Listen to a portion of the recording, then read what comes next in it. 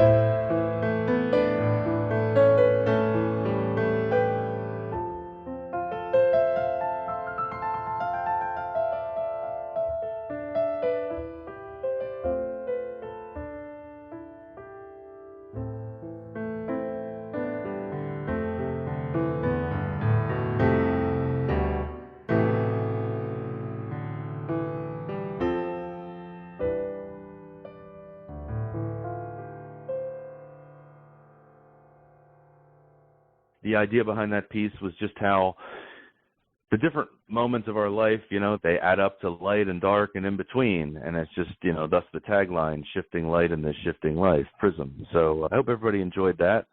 And at this point, we're ready to go on a linguistic trip. This is a piece I wrote during the pandemic.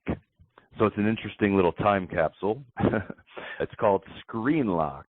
And since art generally goes with my pieces, I'll describe that the art, picture an image of a laptop open, but on the screen, there's a very burned out and disheveled, sad-looking person on the screen, and there are like prison bars over the screen. And at the top, it's got the banner for a Zoom meeting. And it's called Screen Locked. Here we go. Before COVID-19, we were in an awful hurry to digitize every relationship. Text replaced talking, kids faced a computer more than their teacher, and love was reduced to an algorithm. After months in quarantine, we're burned out blue from more screen light than sun, demoralized by login errors and connection failures, alienated by a grid of familiar faces we can see but not touch. Pay attention to these feelings. Sit with them. Let it all sink in. Because now is our century's chance to rethink this virtual wish come true. Screen Locked. All right, next up, another poem. The art for this one's a little harder to describe since it doesn't exist in the real world, but just a kind of a picture, sort of a lion-esque beast, sort of a cryptid with a blotted out face that kind of looks like a shield. And this piece is called Rejects of Greek Mythology.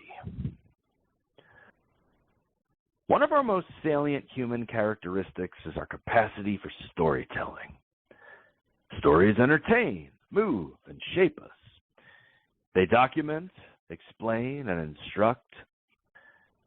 Some narratives are so powerful, so thoroughly internalized by a population, they have a greater impact than bombs. Certainly, many weapons have been discharged in defense of one coveted tale over another. But as much sway as stories hold over us, they're an arbitrary force we manufacture.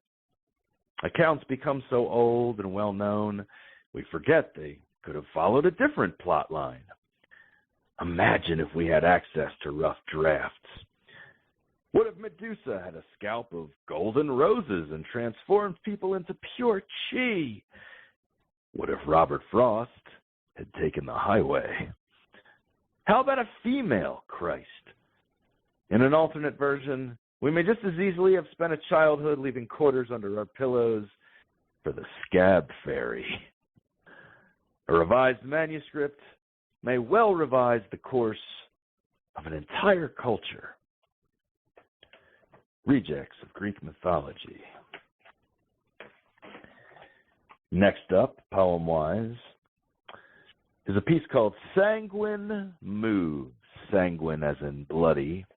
And the art for this has an image of a soul singer from the 70s or early 80s, passionately in the midst of like some fermata note that he's sustaining at double forte, and he's wearing like a white power suit, but there's like blood spattered on the image, and along the bottom it says Sanguine Moves. All right, here we go. However close, the distance between perceptions is always greater than zero. Communication inevitably gaps as even the clearest messages filter through each unique consciousness. A film critic scoffs at his co-host, who could not possibly have watched the same movie. A group of smart alecks light up next to a huge no smoking sign. Someone finally kisses their crush, who totally recoils, mortified, having assumed the deal was platonic. From time to time, an alternative or outright misinterpretation can be more rewarding than the intended idea. Robert Frost's famously chosen road is an inspirational act of courage for risk-taking go-getters everywhere, until we learn that he meant all paths are equal, including the beaten ones. Sang and Woo is an up-tempo 1980s soul lyric by Tabasco that for years I heard as Sanguine Moves, woo, woo, woo, woo, woo, woo. Now, while it makes way more sense as a flashy ballad about finally surrendering to groovy, sweet love, I much prefer my version, where a funktastic serial killer disco-liciously celebrates how he gets away with it all. And breakfast has never been so profound ever since that lady on the news saw God in a slice of bread. Would you like white, wheat, or Jesus toast with your omelet? The trouble arises when truth matters most. A misheard song is a fun mistake, but skewed viewpoints on who won the election and whether or not we're changing our climate into a microwave are misconceptions that lead to fascism and skin cancer. So brace yourself, America, for some sanguine moves. Because fact and opinion make perilous synonyms. Sanguine moves. All right, we got two more in this set. The penultimate piece is something a little out of season. It's about Halloween, but it's a life lesson that's so important year-round.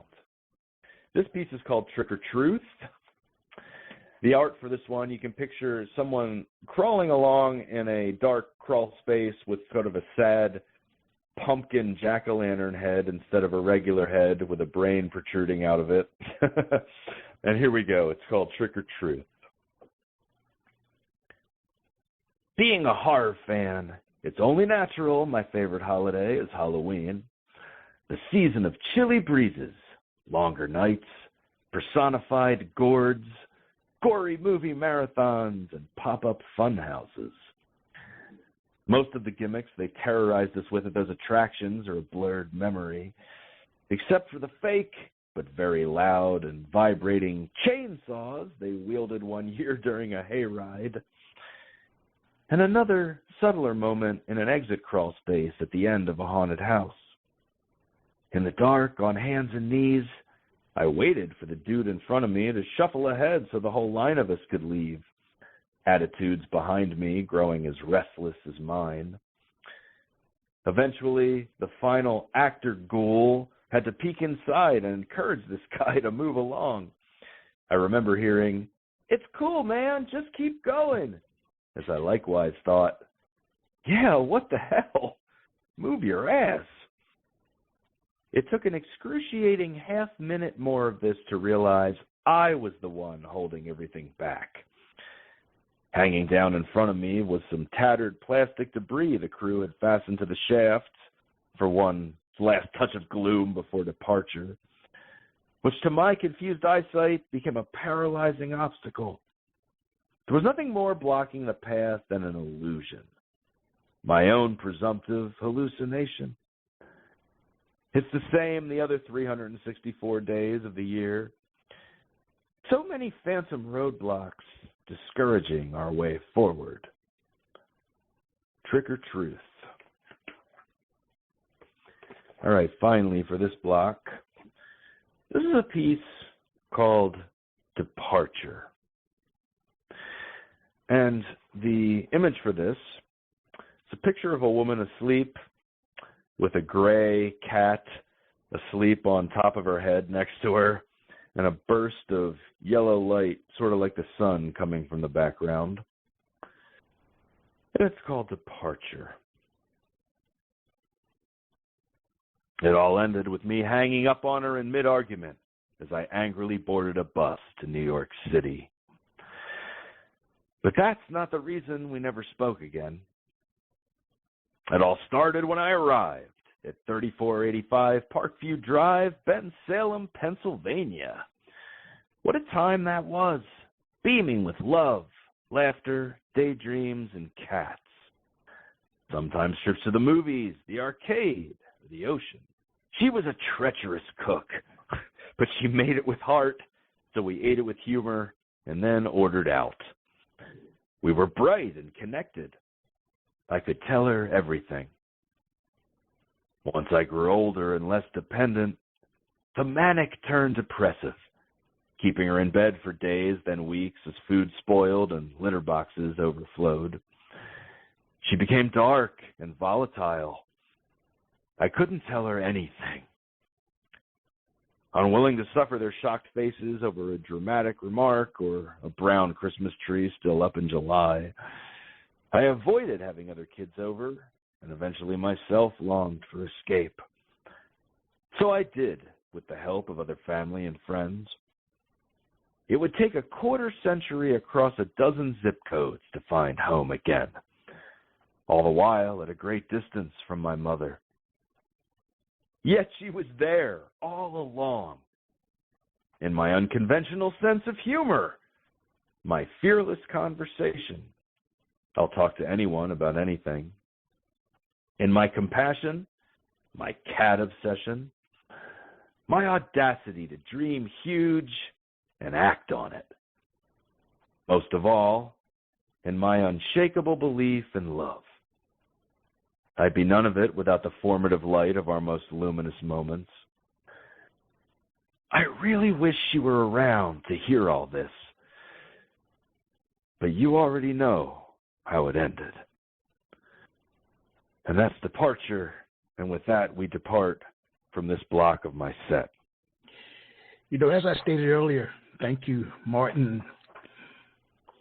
You are an incredible composer, performer.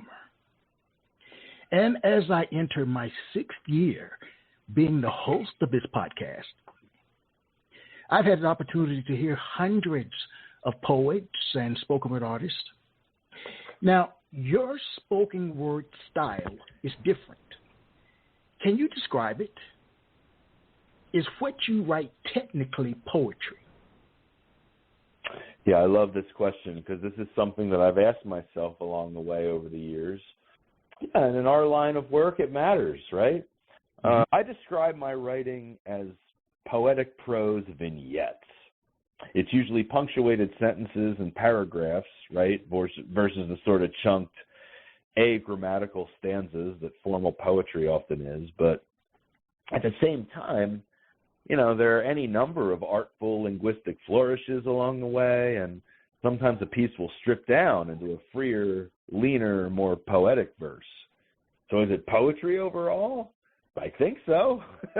And that I artfully express ideas in a short space that don't always follow the formal rules of subject, verb, object, academic prose, right? It's poetry of its own style, much in the way my music is quote-unquote classical overall, but it's really its own hybrid style. I'm wondering, why don't you write rhyming poetry? When you take poetry into its long historical arc, a lot of it rhymes, right? And actually now there are hundreds and thousands of rhyming poems being written today, right, in the form of hip-hop and popular song lyrics. So it's a legitimate style to work in, but I feel like in the absence of music, it becomes aesthetically archaic in 2023.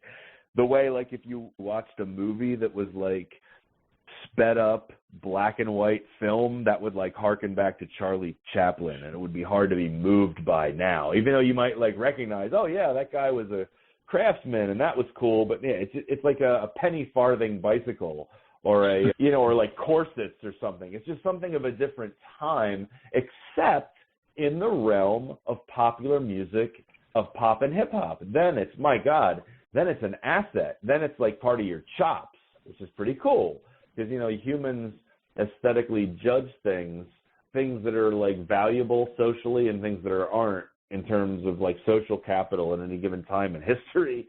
And right now, rhyming is currency of hip-hop and pop, but it's not these days in terms of poetry, I think. That's not to say that people couldn't write one. I know somebody who writes rhyming poetry occasionally that's pretty damn good. But, yeah, it's not the norm now. It's a hard way to reach people now. Early in my career, I spent a lot of time attempting to memorize my work, every poem for every performance. Yeah. I can't do it now. I can't do it now because, one, I'm old, and two, I don't want to do it anymore. What is your view on memorization of a performance versus reading it? Well, I hope you won't be threatened by my answer. I hope so too. But let's give it a shot. All right. At least, let's put it this way. So if you don't mind, is it okay to ask you how old you are? Yeah, sure. Oh, you expect me to answer? Oh, okay. I just turned 60. For just a second, I'm the interviewer. Okay, so just turned 60. So next year, I'm going to be 50. So we're not all that far apart. It's a decade, but it's not so many years. So, all right. So at least this is the way I feel a decade behind you. I will say I feel like if I read, it's a barrier between the audience and I. It's like when you watch a film, you don't see the actors holding scripts, right? On the Muppet Show, you didn't see Jim Henson working the strings. So I want as little barrier between the audience and I as possible, and I feel like the performances, are more powerful and directly pointed at people when they don't have a prop sticking up in the middle of the shot, right? Now, I understand there are some there was a couple of African-American poets I saw in February who spoke to this issue in a different way I hadn't thought of. When you think back to like Frederick Douglass and the sort of risks he took to become literate, the idea of holding up something and being able to read from it, if you're an African American, that sort of has a different historical arc to that, which I also respect, right? But for me, I personally find that when I read from the page, I lose contact with the audience. And another thing that I value about memorizing the work is that it forces me to learn what to do with my face and body during a performance, which actually adds to the delivery. It's like something that stand-up comedians do all the time, but that poets forget to think about, And I especially love it when I don't even have to stand in front of a microphone and I can actually walk around and speak naturally while at the same time poetically, because I've crafted the content. And it's very powerful when you get within like 6 inches of a person with a hook in a poem. Man, that moves them much differently than when you're 20 feet away at a mic, right? And perhaps most importantly, when I memorize my pieces, it forces me to notice things about the text that I don't otherwise see. So about 40% of the time when I go to memorize a piece, I realize edits that need to be made that I would absolutely not have otherwise seen, because your attention is so much different when you're trying to memorize than when you're just trying to proofread. So it becomes this invaluable feedback loop that I depend on. So memorization definitely adds a lot of preparation burden, but, you know, how good do you want your set to be? And that's what I ask myself. And I use it in part, frankly, as insulation from the horrible Northern Virginia commute I have to do on the way home most days. And so I rehearse my set out. So I'll memorize the thing while I'm like vacuuming the house over the course of an hour, right?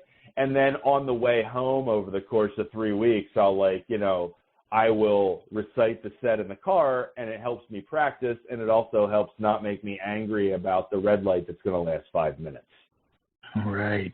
You know, I will share that I do miss those days when I would stand in front of a crowd having memorized my work. Those are some good days, I must admit. Those are some good days, some really good days. It really is. It breaks all the barriers. I even take my glasses off so that even though I can't see them quite as well, there is nothing guarding my eyes. There's no barrier when I do that stuff. That's very important to me. And maybe not to everybody, but to me, I think it's part of what drives the vibe of my show that keeps people, like, coming back. Very nice. I like that. You know, as I listened to your words, as I listened to your music, there was an underlying melancholy feeling that I took away from it. An underlying sense, I don't know, I won't say sadness, but just somewhat of a heaviness, I believe. Now, what I'd like to know is, does it hurt you to compose and perform poetry? If not, why not? I love this moment because I totally interpreted, you gave me a sort of an outline of some of the questions ahead of time, and I totally interpreted this in a different way and sort of thought about a different answer, but I love the new insight into this question that I just got. So you're getting me really like, this is the robes off. I'm just like, kind of intellectually naked here. Yeah, what can I say off the top of my head? I think the creation of art is the process of distilling pain into bliss. Oh, wow. And that is, right off the top of my head, so it must be true. Okay.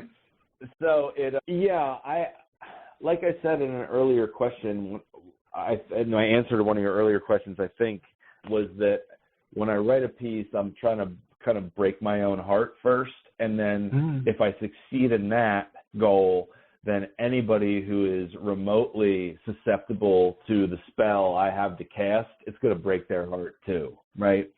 And the thing is about humans is, on the far, far, far end, you got the sociopaths, you got the serial killers of the world, right? And then, like on the other end, you got the Dalai Lama, and I lean more toward that end. I believe that, like, I don't believe in reveling in pain or maximizing pain, but I do believe in recognizing that pain is a part of life. And one of my favorite authors, Charles Bukowski, used to say, one of the things a poem can do is take agony and frame it on a wall. And it's just, wow, that's actually making me tear up right now, that line, because that's exactly what it does, right? It's just like the power of art is to put a lasso around the demons that taunt us and pull them in close and try to understand them and maybe even relate to them out of compassion and, like, come out the other side a better person. And maybe that's all I got to say about that one. I'm going to put a full stop at the end of that. All right, then. But I'm going to ask you a question that's a little different, one that just came to mind. So when you think about poetry and music, I've asked this question many times on my show. Is poetry/music building a wall or letting your guard down? Usually when you posit a polar question, the answer will be somewhere in between, but I'm not sure. I mean, usually that's the way it goes statistically because of the pattern of the question, but I have to actually think about that with poetry. Is it that way too? Can you ask me the question again if you don't mind? I feel like I'm in court. Can you state it again? Well, I'm known to throw a question. I'm in poetry in, court. This is poetry court, man. Well, I usually I usually ask, is writing a poem letting your guard down or building a wall? But because you are a composer, performer, I threw the added piece of music in it. Just wondering. Yeah, I love that. I love that question. For me personally, I think everybody would have to answer that differently. This is an artist-to-artist answer. But I think for me, the answer is both. But usually, it's tearing down a wall. Like that's sort of my mission is to tear down. Like my mission is to vibrate eardrums and touch hearts. And to do that, like kind of writ large, you have to knock down walls. But on the other hand, because I work in a sort of, seems like a contradiction in terms, but I sort of work in this kind of Baroque minimalism, both in piano and in poetry. I try to use the minimum number of words or notes as possible to make my point where everything counts. But it's also, it has some flair to it, right? And so in that sense, I have to put up a wall to things that don't serve the purpose of that piano piece or poem. I have to be very strict and very lean. And, like for my poems or my poetic prose, we'll say, nothing ever exceeds a single page. That's my rule. Because if I can't, I'm not saying other people should have this rule. For me, if I can't, no matter what topic you give me, right, and if I can't distill it down to a page or less and move you about it, then it's not the prescription that I'm into. Man, that's the pill I want to swallow. That's sort of the template I've set up for myself. So, Marty, and I've gotten so passionate I've lost what the original question was, but that's kind of fun. Okay. Sometimes it's fun getting lost in the jungle, right? As long as there's no tigers waiting for me. Right. Well, we're in this thing together, my friend. So what I'd like to know before you share some more of your work is, how do you avoid emotional breakdowns during a performance of especially sensitive personal material, the piece about your mother's departure, for instance? I think that's one of the pieces where I heard sense of melancholy. Yeah, I thank you for that question. The answer is, in terms of how do I avoid emotional breakdown, the simple answer is I don't. I just let it come. I mean, it's really never happened before. Well, it's happened here and there, but never to the extent that it's happened with the piece about my mom. The last 3 times I performed that piece in Northern Virginia and D.C. in front of a crowd, I absolutely broke down after the last line. I didn't see it coming any of the times. Like every time I thought, oh, this is the last time for this. You got that out of your system, right? Nope. Right? But I just went with it, and I considered it part of the piece, right? Because that's what the poetry's supposed to do. It's supposed to make us feel the human condition, right? So why hide it? There was an anecdote I came across recently about Martin Sheen in Apocalypse Now, where he performed a scene in that movie that so intensely, he literally had a friggin' heart attack on set, and they kept the shot for the art, right? So, yeah, put emotion in there. Now, that said, if it's phony, then it's conspicuous, it's gross, and it soils the whole thing. So, poetry kids, don't try for waterworks, but don't avoid them either, as long as it doesn't screw up the clarity of your words. Wow. Talk about synchronicity. I've always known that you were my brother from another mother, because I have a piece too, Shelling Beans, that I've recited hundreds and hundreds of times. I love that one, by the way. No offense, not to interrupt you, but I love that one. I've read that one. Haven't heard it, but I've read it, and I love it. Well, the last 3 times that I've performed that piece, and that piece was written in 1994, I choked up. Oh, wow. I literally choked up, and I've performed it hundreds and hundreds of times. And initially it made me feel like, what's wrong with me? You know, I'm a professional. I shouldn't choke up. But I did. And the world didn't cave in. The world didn't cave in. And that's right. And maybe like when you take professionalism to a spiritual level, it involves allowing those kinds of outbursts, those kind of volcanic eruptions, but then still having the performative grace to sort of rein them in after a minute and continue. And then people are just floored. And like I said, you don't ever try for that because that soils the memory of whatever you're trying to do. Then it becomes exploitation. But if it's like tonight, I didn't break down, right? So like, you know, when I read that one, but if it ever happens, just go with it. That's all I mean. All right. Well, speaking of continuing, please share some more of your work. All right. So I think the next thing we're doing is a piano piece, and this one is called After, and the tagline for this one is A Soul to the Sky.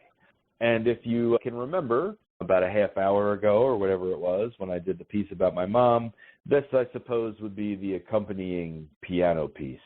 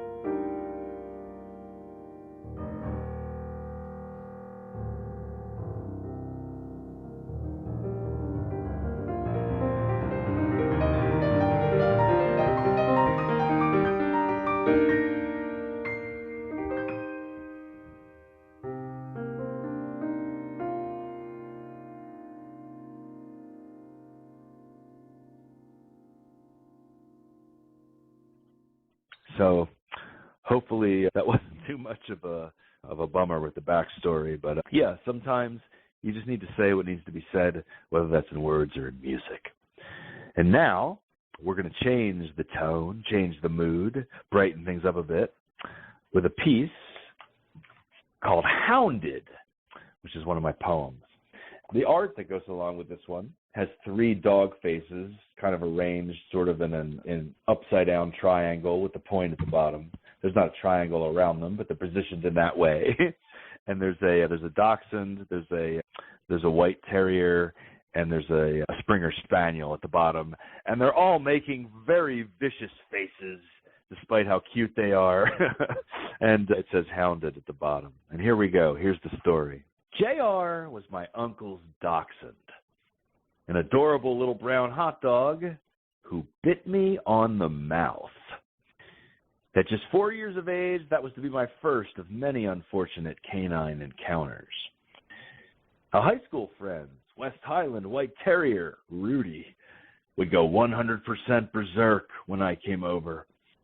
If we wanted to hang out there, her parents had to physically restrain Rudy, an otherwise lovely animal, until we escaped to the basement rec room. And even then, he would pace and snarl along the other side of the door for the entire visit. And remember, dog time is 7 times as ours. JR was my uncle's dachshund, an adorable little brown hot dog who bit me on the mouth. At just 4 years of age, that was to be my first of many unfortunate canine encounters. A high school friend's West Highland White Terrier, Rudy, would go 100% berserk when I came over. If we wanted to hang out there, her parents had to physically restrain Rudy, an otherwise lovely animal, until we escaped to the basement rec room. And even then, he would pace and snarl along the other side of the door for the entire visit. And remember, dog time is 7 times ours. So that pooch had some committed animosity for me. During college, there was Cinnamon. Such a sweet name for such a sweet-looking white and copper spaniel. An interesting case, this one. She would bare teeth when I tried to leave. It got so that her owner had to create a diversion while I ran for the exit. On lucky occasions where I found her asleep, I would tiptoe past to the front door like an escaping prisoner, shuffling around a tired but vicious guard named Cinnamon. Is it any wonder I'm a cat person after such a Pavlovian history? There have been exceptions, I admit. Lily, Beagle Pointer mix, is as amiable and chill as they come. A colleague has a basset hound named Emmy Lou who just wants to flop near me and score a treat once in a while. I also have an unlikely fascination with Neapolitan Mastiffs because their faces look like drawn curtains of pure droop. Even met one called Blue at a pet store.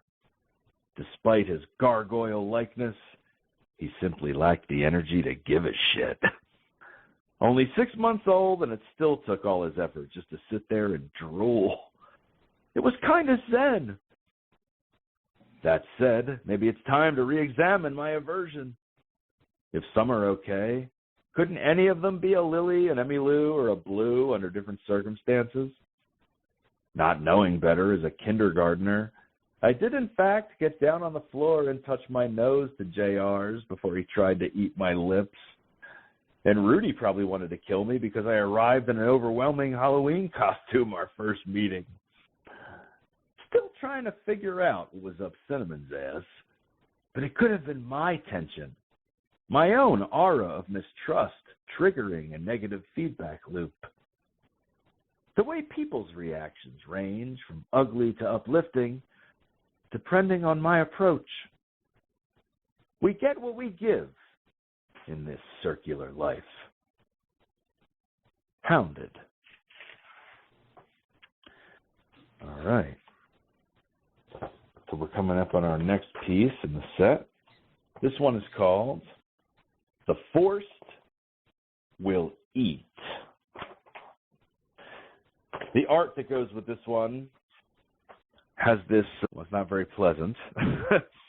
It kind of has this cartoonish kind of face, kind of stretched out with an alarmed expression, with this unpleasant thing crawling toward its mouth that it doesn't want to consume, but clearly has to. and it's called The Forced Will Eat. 500 channels not worth watching. Yet American televisions glow ubiquitously, preferable to boredom and loneliness. Urban food deserts abound with plenty of nothing nutritious. But Ronald McDonald keeps raking it in because fast food beats fasting altogether. And all those insurance policies, every one a ripoff. Still, we sign up in a hurry to survive that fatal alternative, living in the land of captive consumption. The forced will eat. All right. This next poem is a story about a person that's dear to me. It's called Forgiving Larry, and the art for this one has 3 images of a real person that I know, one from when he was about 4 or 5, one from middle school, one from recently, and they've all kind of have a different backdrop behind them, and certainly as they get older, they get grimmer in mood. And you'll see why after you hear Forgiving Larry. A guy I've known since the 9th grade is headed to jail in a week for something darkly serious. Most everyone else in his life has cut him out completely, in part because he didn't own up right away. To that unforgiving majority, is it reasonable to expect gracefulness from a person on fire, even if he set the blaze? I get their reaction, though. In the midst of all this emotional fallout, they're burning too. Who will reemerge from that front gate on release day? What further variation on my friend will I meet there? We got together one last time a couple Sundays ago. He was already on house arrest with a bigger cloud looming over his future than any in the rainy sky outside. But for a few hours, playing cards in the kitchen, music going, pizza, a little whiskey for me, we found a patch of sun, a simple, peaceful groove, like the days when the whole gang of us was more innocent. And that's Forgiving Larry, which I have. The next piece in our block, called Numerology. This one's a little hard to describe because it's so abstract, but the artwork for this is a face that's made out of the numbers 1, 7, and 0, flipped and inverted and all sorts of stuff to make the face work. But the piece is called Numerology. Here we go. It first appeared to me in a classic song lyric out of my parents' television, where a chorus line of tuxedos and top hats strutted along to Dublin and Warren's 1935 hit, About 9:15. From then on, every time I'd have the sudden urge to look at a clock, like a silent internal alarm. The display would say something 44, 2:44, 6:44, 8:44, always 44. Eventually, the phenomenon spread to other spaces and situations. One summer afternoon, a wild thunderstorm had disheveled our balcony furniture. So I went outside to fix things and noticed a sticker on an overturned seat cushion proudly announcing it had been checked by Quality Control Inspector number 44. Excited to document this find, I ran into the kitchen where I'd left my camera next to the digital oven clock, which at that faithful moment read precisely 4:44. Really? When I interviewed for my job at West Potomac High, I felt an unusually good vibe compared to the other schools and jumped at their offer, only later to discover all my classes would be in room 444. More incredible, on the first day of school, I randomly overheard an administrator telling another teacher that students' locker information was on their schedule. Not realizing this, I immediately looked down at the top sheet of the stack I was holding to find it listed that first kid's locker number as Q44 with combination 43-145. Really? I commemorated finally turning 44 with ink. Driving back from that tattoo appointment, I received the best of reassuring omens by getting stopped at a red light behind the 44th public bus in the fleet. Consequently, I decided I'm going to live to 88 because that's 44 doubled, and there are 88 keys on a piano, which holds additional importance for me as a composer. Plus, half the keys are black and the others white, like a yin-yang. Certainly the first half of my life was darker than this one. But that's a whole other projection. That's what all this is, right? My subconscious keeping score, willing me to find a pattern, or am I actually glimpsing one tiny corner of a vast cosmic shape I lack the bandwidth to perceive in total? Does it even matter, since I derive significance either way? Maybe the mystique is in the ambiguity, and how each conspicuous occurrence rests somewhere between coincidence and destiny. It was disappointing when they pulled back the curtain in The Wizard of Oz, because the magic was in the wondering. For now, I'll stay on this particular brick road with open eyes and open mind, enjoying the search, even more so the mystery. And I should definitely play the lottery. I don't know why I keep forgetting to do that.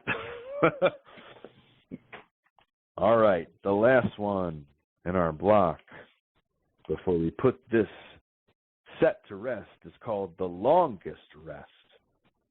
And it's basically just a peaceful face with closed eyes in the artwork.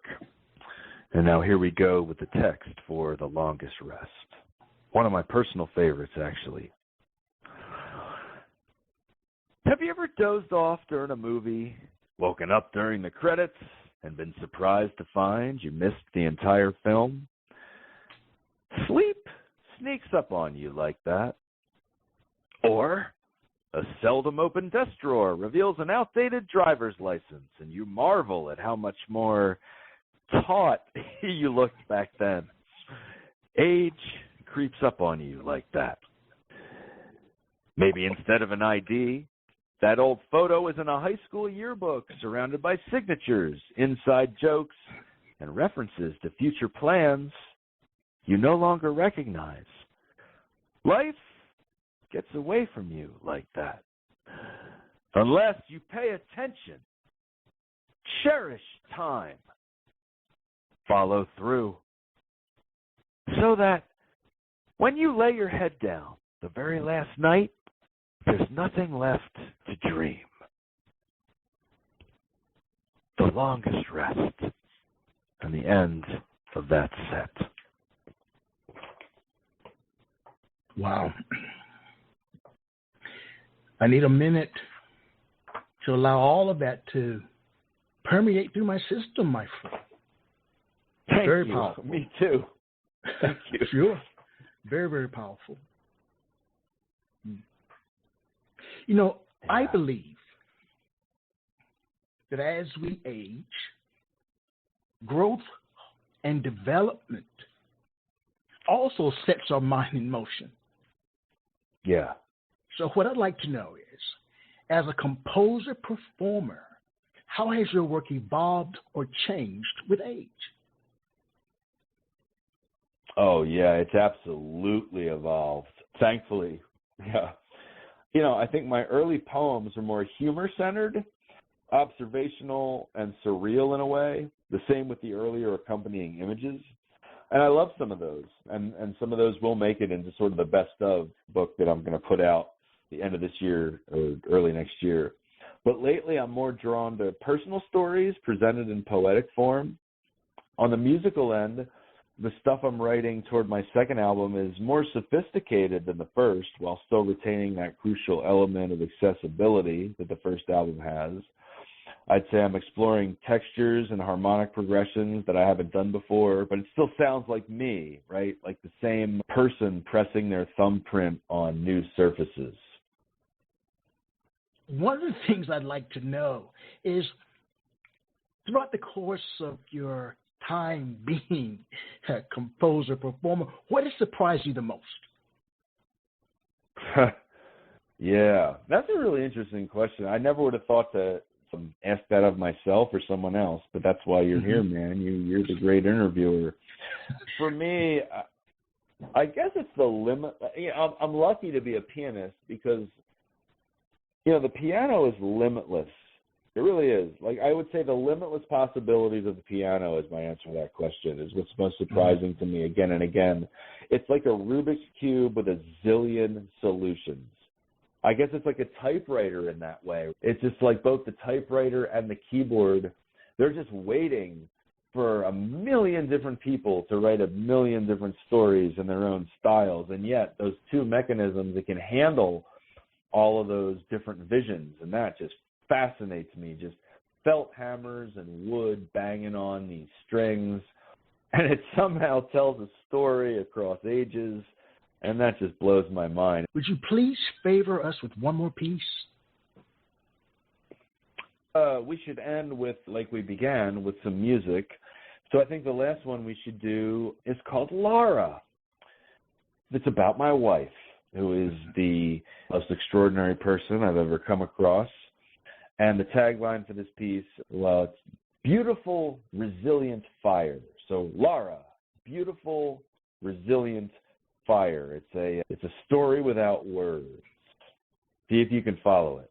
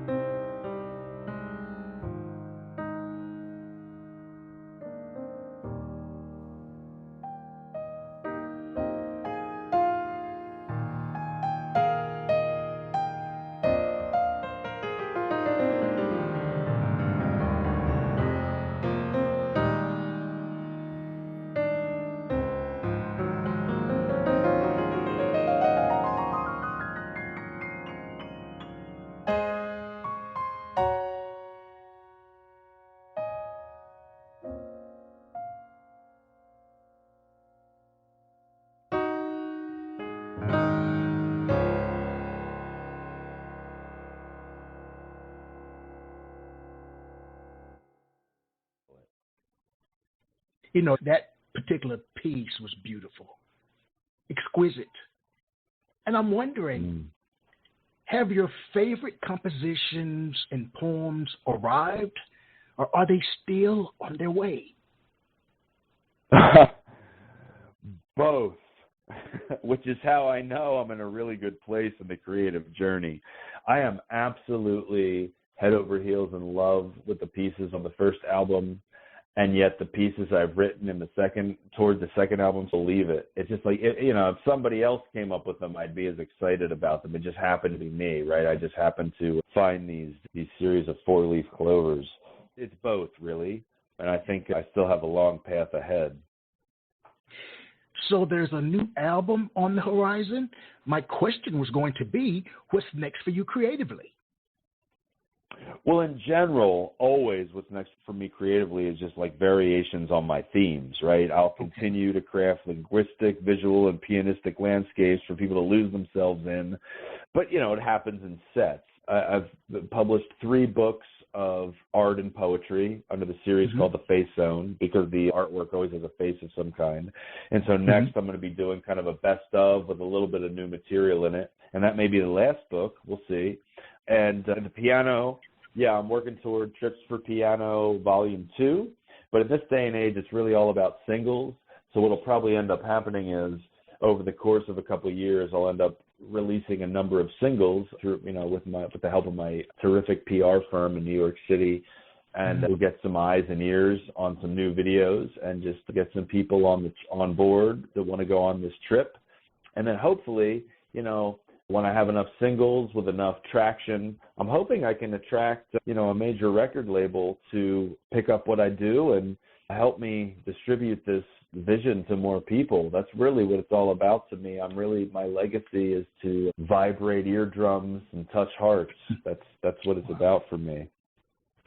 Well, where can we find you, and where can we find your work? Well, thanks for asking. There's 2 places you can go. If you're into the music, you can go to trips4piano.com. That's the word 4, not the number 4, trips4piano.com. If you're more into the poetry and artwork, you can go to thefacezone.com. And both of those also have events pages where I update regularly about upcoming performances I'm doing, which at the moment are in the DMV. But with any luck, in a few years, maybe I'll be a national phenomenon. But we'll see. Like I said, I just want to resonate and touch people. That's really what it's all about for me. All right. In my eyes, you're already a phenomenon, my friend. You already are. Well, that means a lot to me. Thanks, buddy. I want to thank you for gracing us again with your music and your poetry. Again, as I said earlier, you're a consummate professional, and thank you. All right, everyone. As I share with you every time we're together, let poetry ring somewhere throughout the land. Good night, Martin.